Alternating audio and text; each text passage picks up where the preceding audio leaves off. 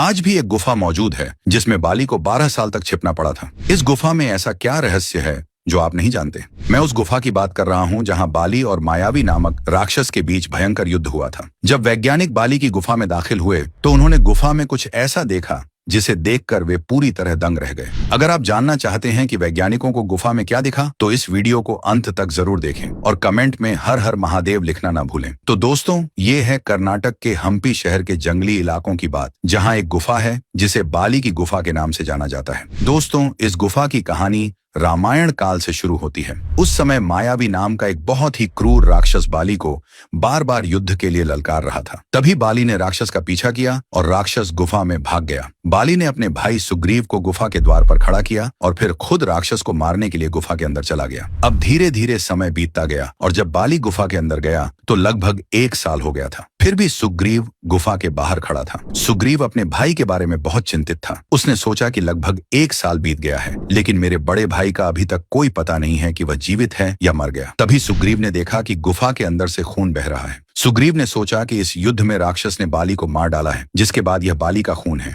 इसलिए उसने एक बहुत बड़ा पत्थर उठाया और गुफा के किनारे रख दिया, क्योंकि उसे लगता था कि अगर राक्षस इस गुफा से बाहर आ गया तो वह गांव वालों को मार डालेगा। लेकिन सुग्रीव को इस बात का जरा भी अंदाजा नहीं था कि इस युद्ध में बाली नहीं बल्कि राक्षस मारा गया था। दरअसल गुफा इतनी लंबी थी कि बाली को राक्षस को ढूंढने में लगभग 1 साल लग गया था, और जब बाली को 1 साल बाद वह राक्षस मिला तो उसने उसे मार डाला। लेकिन जब बाली गुफा के द्वार पर पहुंचा तो एक बहुत बड़ा पत्थर देखकर हैरान रह गया। उसने सोचा कि सुग्रीव ने जानबूझकर यह पत्थर रखा है ताकि मैं यहाँ से बाहर न निकल सकूं और मेरी अनुपस्थिति में सुग्रीव राजा बन जाता है। तब बाली ने बहुत प्रयास करके अपने रास्ते से पत्थर हटा दिया, और जब पत्थर हट गया तो बाली तुरंत किष्किंधा पहुंचा और अपने भाई सुग्रीव को उसकी नगरी से बाहर निकाल दिया। आज बाली की गुफा कर्नाटक के हम्पी शहर के जंगली इलाकों में मौजूद है। जब वैज्ञानिकों को इस गुफा के बारे में पता चला तो वे तुरंत शोध के लिए इस गुफा में पहुंच गए। जब वैज्ञानिक गुफा के अंदर पहुंचे तो उन्हें अंदाजा भी नहीं था कि यह गुफा कितनी लंबी है। जब उन्हें धीरे धीरे एहसास हुआ कि यह गुफा काफी लंबी है तो वे फिर बाहर आ गए,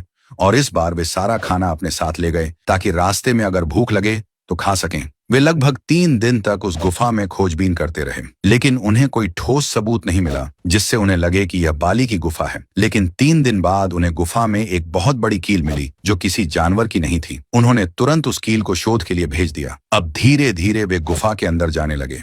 जब वे गुफा के अंदर पहुंचे तो उन्होंने कुछ ऐसा देखा जिसे देखकर पूरी टीम दंग रह गई। दरअसल गुफा की दीवारों पर एक अलग भाषा में कुछ लिखा हुआ था जिसे कोई समझ नहीं पा रहा था, लेकिन वैज्ञानिकों ने काफी खोजबीन के बाद पाया कि यह भाषा आज की नहीं बल्कि लगभग 5000 से 6000 साल पुरानी थी। उन्होंने यह भी पता लगाया कि बंदर नाम की एक प्रजाति बहुत पहले से मौजूद थी। आपस में बातचीत करने के लिए इनका शरीर तो बिल्कुल इंसानों जैसा होता था, लेकिन चेहरा बंदरों जैसा होता था। अब उस गुफा में मिले कील पर भी शोध हो चुका था। शोध के बाद उन्हें पता चला कि ये नाखून किसी साधारण इंसान के नाखून नहीं हैं, न ही किसी जानवर के। दरअसल ये नाखून उस जादुई राक्षस के नाखून हैं जो बाली से युद्ध कर रहा था।